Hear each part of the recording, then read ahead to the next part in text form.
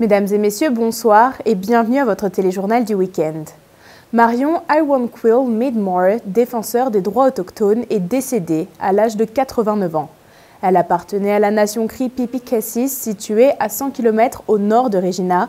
Marion Meadmore a marqué l'histoire en devenant la première avocate autochtone du Canada. Elle a fondé aussi le premier centre d'amitié autochtone et métisse du Canada. Ce centre devait aider les personnes d'origine autochtone ayant déménagé dans les zones urbaines à s'adapter à leur nouvelle communauté.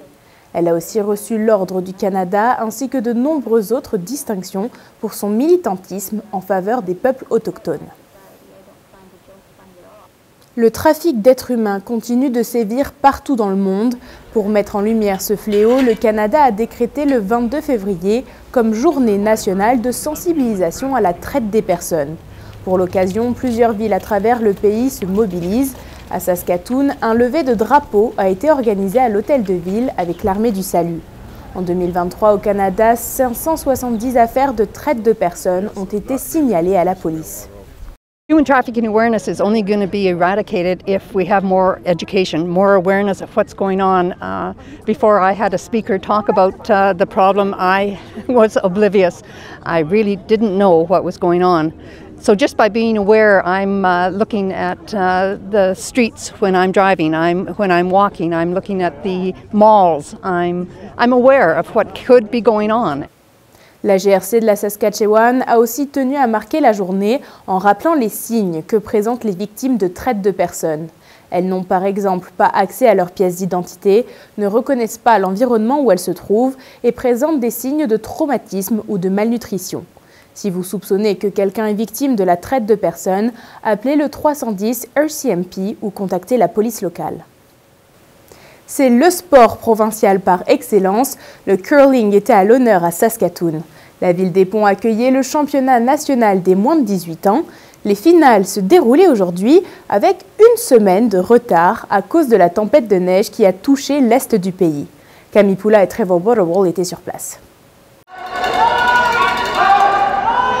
Des regards concentrés, des pierres qui glissent avec précision sur la glace. L'enjeu était grand aujourd'hui à Saskatoon pour les moins de 18 ans.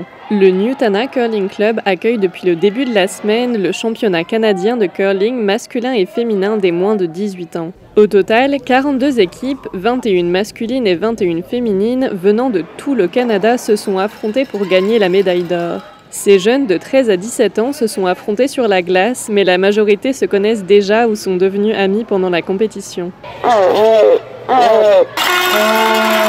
Les demi-finales se sont enchaînées dans une atmosphère de compétition mais familiale avant de laisser place à la finale où l'excitation montait d'un cran. C'était en effet un moment attendu par ces futures vedettes du curling canadien, comme l'expliquaient les parents et partisans des athlètes.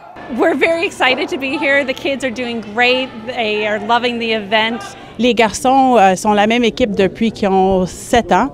Donc, c'est une équipe très serrée. C'est des amis de l'école primaire. Donc, ça fait des années qu'ils travaillent pour venir ici. Être ici, d'être capable de partager le sport qu'ils aiment tellement avec d'autres participants qui l'aiment autant qu'eux, ça crée des amitiés qui vont durer toute leur vie. Et puis les esprits d'équipe avec toutes les autres équipes, c'est tellement beau à voir. Un beau moment de partage, retardé à cause de la tempête de neige qui s'est abattue sur l'est du pays. Certaines équipes se sont retrouvées coincées. La cérémonie d'ouverture a été lancée après les premiers matchs mercredi soir suite à l'arrivée des dernières équipes. Un moment intense pour les organisateurs qui ont dû modifier tous les horaires sans pénaliser les retardataires.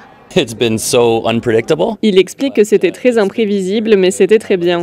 Il dit que toutes les équipes se sont ajustées à tous les changements et ils approchent de la ligne d'arrivée. Approaching the finish line. La finale féminine a opposé les équipes de Cassidy Blades de la Nouvelle-Écosse à Abby Desormeaux de l'Alberta. Côté masculin, ce sont Zach Atherton de la Nouvelle-Écosse et Tyler McTavish de l'Ontario qui se sont affrontés en finale ce soir. Ici Camille Poula, Radio-Canada, Saskatoon. Voilà, mesdames et messieurs, c'est ce qui conclut ce téléjournal. Merci d'avoir été avec nous et on se retrouve plus tard.